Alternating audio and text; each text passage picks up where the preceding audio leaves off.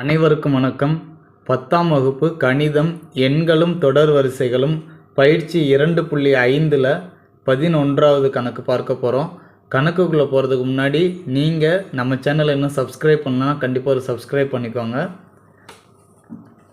ஒரு கூட்டுத்தொடர் வரிசையில் அமைந்த அடுத்தடுத்த 3 உறுப்புகளின் கூடுதல் 27 மற்றும் அவற்றின் பெருக்கல் பலன் 288 எனில் அந்த 3 உறுப்புகளை காண்க.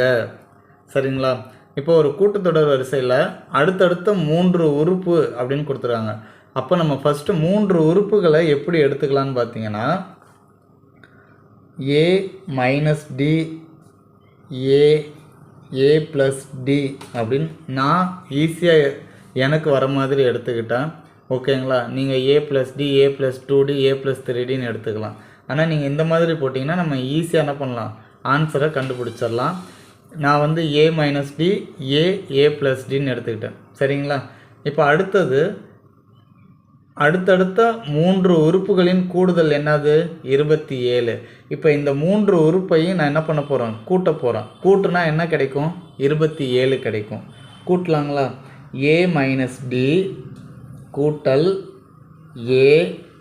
ஏ ப்ளஸ் டி கூட்டினா என்ன கிடைக்கும்? 27. இந்த மைனஸ் டியும் இந்த ப்ளஸ் டியும் என்னவாயிடும்? கேன்சல் ஆகிடும்.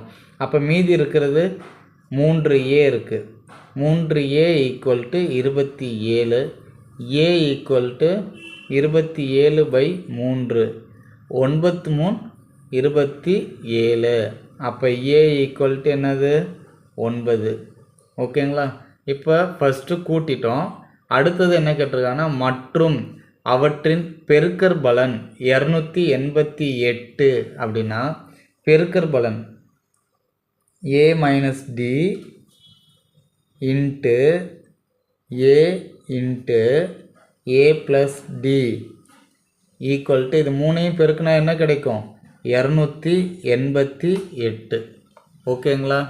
ஸோ இப்போ நம்ம என்ன பண்ண போகிறோம் அப்படின்னா, நமக்கு ஒரு ஃபார்முலா தெரியும். என்ன ஃபார்முலானா, a² மைனஸ் b² அப்படின்னா a மைனஸ் பி ஏ ப்ளஸ் பின்னு தெரியுங்களா?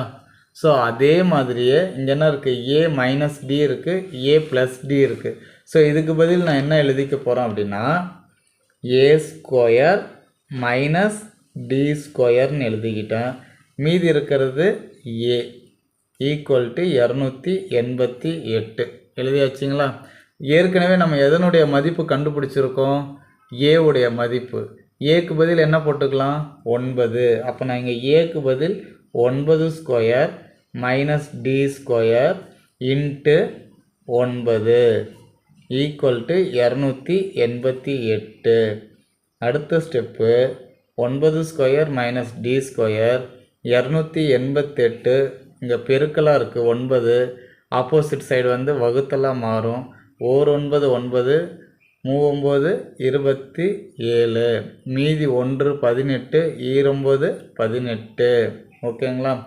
ஸோ அடுத்தது நமக்கு என்ன தேவை? டி உடைய மதிப்பு தான் தேவை.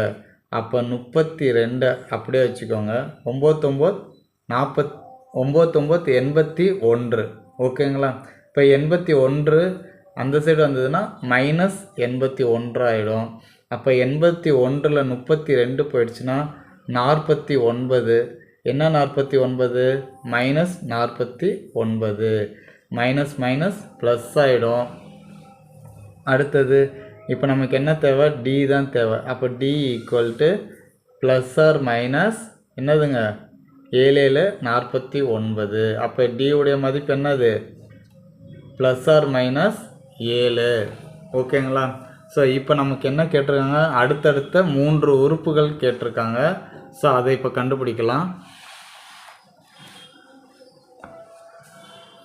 நமக்கு தெரியும் a minus D A plus d இதுதான் அடுத்தடுத்த 3 உறுப்பு. இப்போ நான் இங்கே என்ன எடுத்துக்கிறேன்னா, a வந்து 9ன்னு கண்டுபிடிச்சிருக்கோம். டி வந்து +7 -7. நான் ஃபஸ்ட்டு +7 எடுத்துக்கிறேன். எடுத்துக்கிட்டால் ஏக்கு பதில் 9, டிக்கு பதில் -7. அடுத்தது 9 9 ப்ளஸ் 7. ஓகேங்களா? 9ல் 7 போயிடுச்சுன்னா 2, 9, 16. இதுதான் அடுத்தடுத்த 3 உறுப்பு. இல்லை அப்படின்னா a = 9, d = என்னவா எடுத்துக்கணும்? -7. அப்போ 9 ஃபார்முலாவில் ஏற்கனவே இங்கே மைனஸ் இருக்குது. Minus minus என்னவாயிடும்? ப்ளஸ் ஆகிடும். அப்போ +7. அடுத்து 9 -7. இப்போ 9ஐயும் 7ஐயும் கூட்டினா என்ன வரும்? 16. 9 அப்படியே எழுதிக்கலாம். 9ல் 7 போயிடுச்சுன்னா 2. ஸோ மாறி தான் இருக்குது, ஆனால் ஆன்சர் கரெக்டாக வந்திருக்கு. ஓகேங்களா? உங்களுக்கு இந்த சம்மில் ஏதாவது டவுட் இருக்குது அப்படின்னா கண்டிப்பாக ஒரு கமெண்ட் பாக்ஸில் கமெண்ட் பண்ணுங்கள். நீங்கள் என்ன நம்ம சேனலை சப்ஸ்கிரைப் பண்ணால் கண்டிப்பாக சப்ஸ்கிரைப் பண்ணிக்கோங்க. தேங்க்ஸ் ஃபார் வாட்சிங்னா. Thank you to all.